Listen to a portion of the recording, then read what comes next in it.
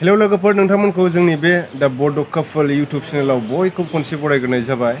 बेयो जोंनि गोदान चेनेल आरो ओमफ्राय जों दा दङ रङिया रेलवे स्टेसनाव क'क्राझार थांनायमोन बेनिफ्राय ट्रेना एसे लेट जाबाय ओरै जोंहा माजबाद उदालगुरि थांनाय ट्रेना एसे लेट जाबाय बेखायनो जोङो दा नेनांगासिनो दङ।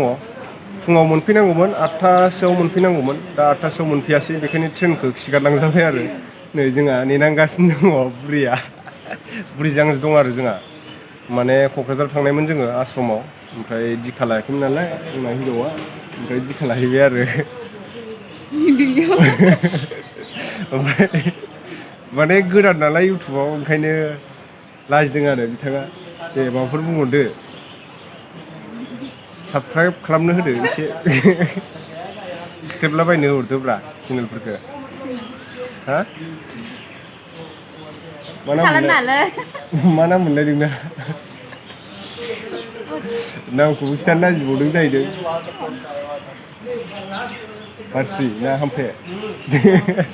आइदै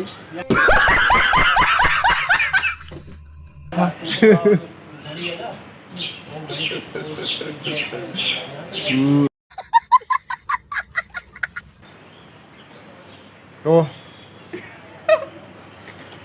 मिनिबाय थानालै नोङो मिथिबाय दे इथिना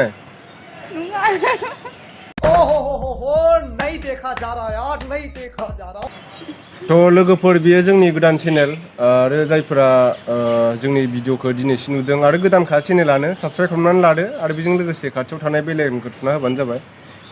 बिदिनो जोङो बायदिसिना मावनाय दांनायफोर भिडिअफोर हगारगोन आरो माने जोंहा आंना बुरिया मा ओंख्रि संनो रोङोथाय उनाव खिथानोसै आङो ओंख्रि संनायफोरखौ उनाव खिथालांबाय थागोन आरो ओमफ्राय आंबो बिदिनो माखासे खामानि मावनायफोर देखायगोन बिदिनो ब्लगिं बहाबाफोर बेरायनायफोरखौ दिन्थिनो नाजागोन मेम'रिस हिसाबै थालांथोंसै भिडिअफोरा ओंखायनो बे चेनेलखौ खुलिनाय जाबाय आरो दा बड' कापल चेनेलनि नामा नोंथांमोना साबसक्राइब खालामनानै लादो सिख्रेबलाबायना हरदो चेनेलफोरखौ एसे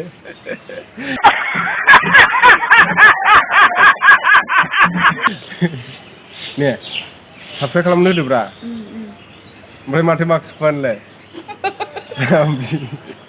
दे होमबा बिदिबा दोनथ'लायनोसै दिनैनि भिडिअआ एसेनोसै नेक्स्ट भिडिअ थाबैनो लोगो मोनफिनसिगोन बाय होनहरदो बिराद मेंबाय माने ओंखामबो जाथ'वाखै दायो दा दसे उनाव जानोसै ओंखाम